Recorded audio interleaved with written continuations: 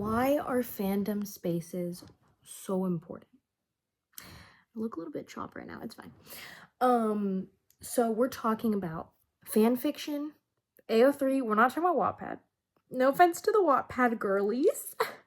We've graduated. We're talking about AO3. We're talking about fan art. We're talking about fan-made things which fall under the art category, like keychains, whatever, trinkets, etc., etc. We're talking about discourse, whether that takes place on Reddit, whether that takes place on Instagram, YouTube, Twitter is the most popular one. What is that one called?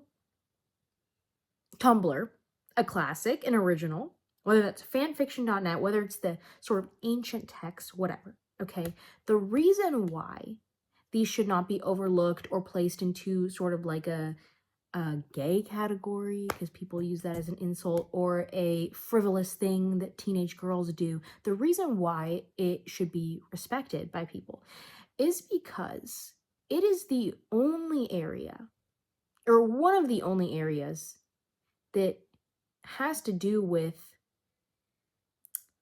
film, books, whatever, right? Has to do with stories without capitalism intersecting into it. Does that make sense? Because the reason why we love movies and TV shows and books is because they're stories, right? Movies and TV shows are extremely popular for fandoms. Obviously, you can have a fandom for anything, right? But, right, that's what we're primarily talking about on, like, sort of stan culture in stan fandom spaces, not talking about celebrity stan culture, is that it is passion and stories and the discourse and the et cetera, and the community of talking about and loving these stories without capitalism, without money coming into play, without talking about movie ticket sales or how many books you're selling or how much so-and-so actor is getting paid.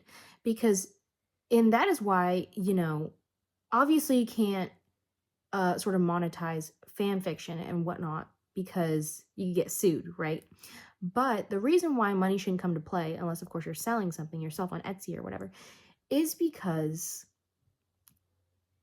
things flourish and they become pure in a sense and incredible and powerful when capitalism cannot enter it. When capitalism is not integral to it thriving, and when money doesn't matter. Money does not matter on AO3. Money does not, it's not, AO3 thrives off of the love. Whoa, is that a quote? The something.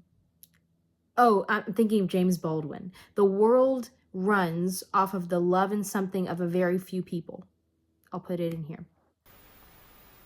Love has never been a popular movement, and no one's ever wanted really to be free. The world is held together, really it is held together, by the love and the passion of very few people. But basically, AO3 in fan fiction and this community and the many sub-communities, they all thrive off of a shared love and joy with one another. Everyone in so-and-so sub-fan culture, right,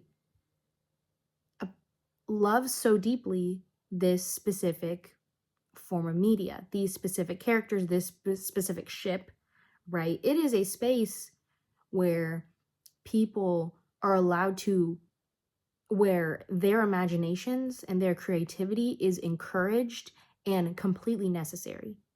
You can't exist in a fandom culture without having a deep imagination. It is celebrated. That was the word I was looking for.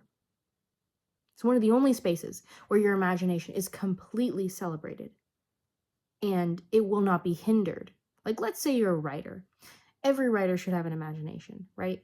But at the end of the day, your editor and the publishing company, they have to sell a book, right? So they might end up hindering your passion or your certain parts of your imagination and your vision, and that goes from movies, everything, because they want the end goal, which is the profit. So if the scope and the size and the scale, I'm cooking here, if the scale of your imagination is going to hinder with their ability to make a profit, they are going to cut that imagination in half right? They're going to chop it up, they're going to repackage it, they're going to do everything to it, okay? They're going to basically manufacture it. But in fandom space, if there is no imagination and there is no originality, or you know what I mean, and there's no creativity, can't exist. It's also a trust thing. You have to trust everyone in the fandom. Obviously, you know, people are people. There's going to be sucky people everywhere.